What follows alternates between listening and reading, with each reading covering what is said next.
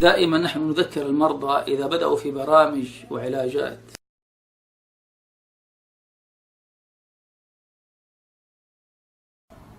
السلام عليكم ورحمة الله وبركاته. في هذه الحلقة بإذن الله تعالى أبين لإخواني الرقاة أو المرضى، فبعضهم يسأل يقول كيف أرقي نفسي أو يكون التأثير أقوى، وخاصة بالوسائل الحديثة. الحقيقة هذا ما وصلت إليه هو جهاز تسجيل صغير أي نوع من الماركات معروف شكله، فيه مكان لإدخال المايك وفيه مكان لإدخال سماعة الأذن. فنحن نقول للرقاة وخاصة مثلا مع النساء، تريد ترقي امرأة فقط تأتي مثلا بسماعة، تكون عندك سماعة خارجية جيدة الصوت، ثم تأتي بها وتضعها في مكان خروج الصوت، وتوضع المرأة السماعة في أذنيها وأنت تضع الجهاز في جيبك وتقرأ فيه. الصوت يكون تأثيره أقوى بكثير وله ميزة في هذا التأثير. ونقول أيضا للمريض تستطيع أن تقتني مثل هذا الجهاز وتضع سماعة أنت بنفسك في أذنيك ثم تقرأ، يكون الصوت أقوى في الأذن وتأثيره أنفع. والميزة في هذا أنه يسجل نفس الترتيل الذي تقرأه أو التلاوة التي أنت ترقي بها نفسك. فالمريض نقول له اختار نوع الرقية التي تريدها لنفسك ثم اقرأ بنفسك فتجدها مسجلة هنا. فإذا وجدت أن هذه الرقية نافعة لك تستطيع أن تقرأها، تستطيع أن تسمعها من خلال هذا الجهاز أو تخرجها وتضعها في موبايلك، ويكون في هذا تأثير كبير في هذا. ونقول أيضا للراقي إذا استخدمت مثل هذا الجهاز تستطيع إذا قرأت على حالة من الحالات وكانت الرقية لها تأثير ونافع بإذن الله تعالى وتأثر بها ذلك المريض، تستطيع أن تنسخ له هذه الرقية من هذا المكان وترسل له هذه الرقية عبر البريد أو عبر الواتس وغير ذلك، فتكون رقية خاصة له. أسأل الله سبحانه وتعالى بأسماء الحسنى وصفاته العلى أن ينفعنا بما علمنا وأن يزدنا علما إلى علمنا. نسأله سبحانه وتعالى أن يبطل السحر عن كل مسحور، إنه ولي ذلك والقادر عليه. وصلي اللهم على نبينا محمد وعلى آله وصحبه وسلم. السلام عليكم ورحمة الله وبركاته. اليوم بإذن الله تعالى سنتحدث عن وسيلة أخرى من الوسائل الحديثة التي يحتاج إليها الراقي، وخاصة أن الراقي غالبا ورقيته تعتمد على صوته، وبمرور الشهور والسنوات وتفاعل الراقي مع بعض الحالات يذهب صوته، ولذا يحتاج أن يستعين بشيء يحافظ على صوته.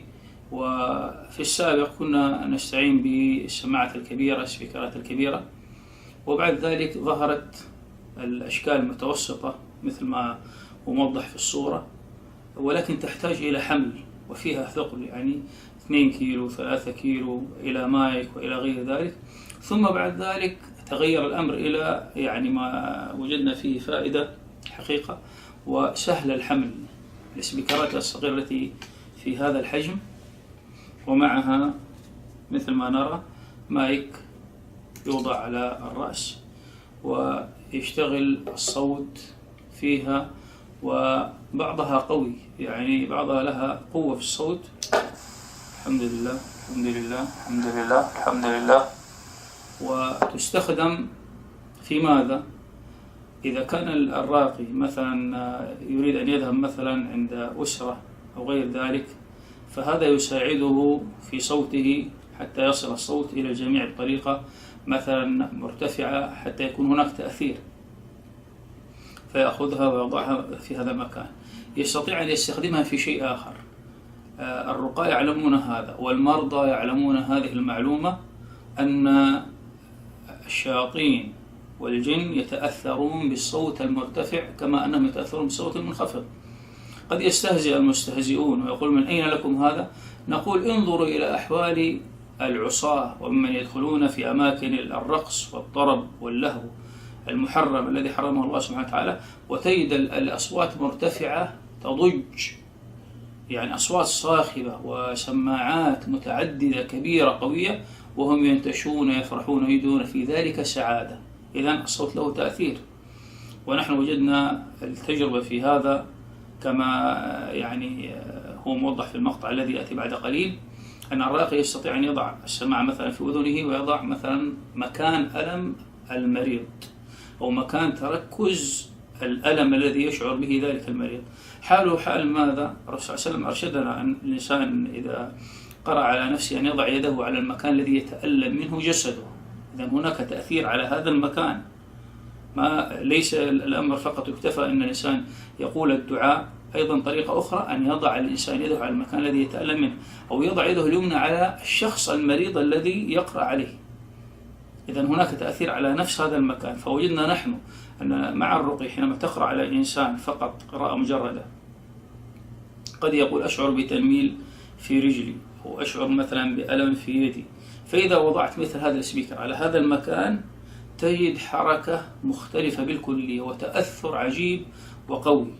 وهذا من خلال ما وجدناه من الحالات قديما حينما كنا نستخدم السماعات الكبيرة وتأثير الحالات. الآن أصبح الأمر يعني مختصر وسهل، فالراقي يستطيع أن يستخدم هذا ويغنيها أيضا عن مسألة حاجته إلى وضع اليد على المرأة بالذات. بعضهم يقول لابد أن أضع يدي على هذا المكان، نقول يا أخي ما الداعي؟ يقول التأثير أقوى.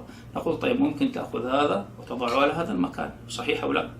تضع على هذا المكان وتقرأ، أضع هذا المكان وأقرأ، أضعه في هذا المكان وأقرأ، واضح؟ أضعه على منطقة البطن هكذا. أنت ما لمست الآن، وهناك صوت قوي كما هو واضح، مثلا الحمد لله الحمد لله الحمد لله، صوت قوي ويضرب في نفس المكان. وهذا المقطع الذي بين أيدينا يوضح جزء بسيط من إصابة أحد الإخوة في ركبته بألم شديد منعه حتى من أن يمارس رياضته. فقد كان مثلا يلعب الكرة وكان يجري وكان يخرج ويقول الآن ما أستطيع حركة. انظر الآن في هذا المقطع تأثير الصوت المرتفع على مكان الألم، كيف تتحرك هذه الرجل هذه الرجل التي لا يستطيع صاحبها أن يحركها التحريك السريع هذا، وإلا تألم وصرخ. ومع ذلك يظهر أن فيها أذى من عين وما تبعها من شياطين. حرقوه قالوا حرقوه وانصروا آلهتكم إن كنتم فاعلين. قالوا اللهم احرق ما أصابوا في الكرة في الكرة في الكرة في الكرة في الكرة في الكرة في الكرة في الكرة في الكرة اللهم احرق ما أصابوا في الكرة في الكرة في الكرة في الكرة في الكرة في الكرة في الكرة في الكرة في الكرة في الكرة في الكرة اللهم احرق ما في ركبته في ركبته في ركبته في ركبته في ركبته في ركبته في ركبته ركبته ركبته ركبته ركبته ركبته ركبته اللهم احرق ما أصابوا في ركبته في ركبته في ركبته في ركبته في ركبته في ركبته اللهم احرق كل.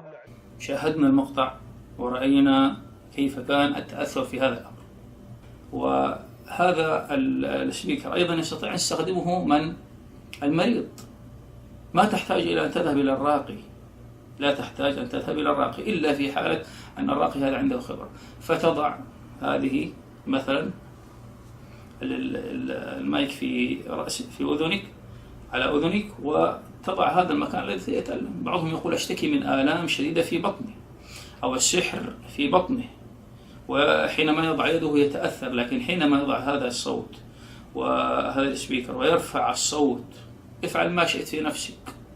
أستطيع أن أضع على رجلي، أستطيع أن أضعه خلف ظهري. بعضهم يقول أشعر بألم شديد خلف الظهر، نقول ضعه خلف ظهرك وافتح المصحف وارفع الصوت واجلس اقرأ سورة البقرة مثلا، آية الكرسي، آيات الرقية، آيات السحر. بعضهم والله وأكثرهم يقول فعلت هذا أجد تأثير قوي جدا في هذا الأمر. أسأل الله سبحانه وتعالى أن ييسر لنا علما نافعا، وأن يفقهنا في ديننا، وأن يحفظنا وإياكم وكل مسلم من كل سحر ومن كل عين ومن كل حسد. صل اللهم على نبينا محمد وعلى آله وصحبه وسلم.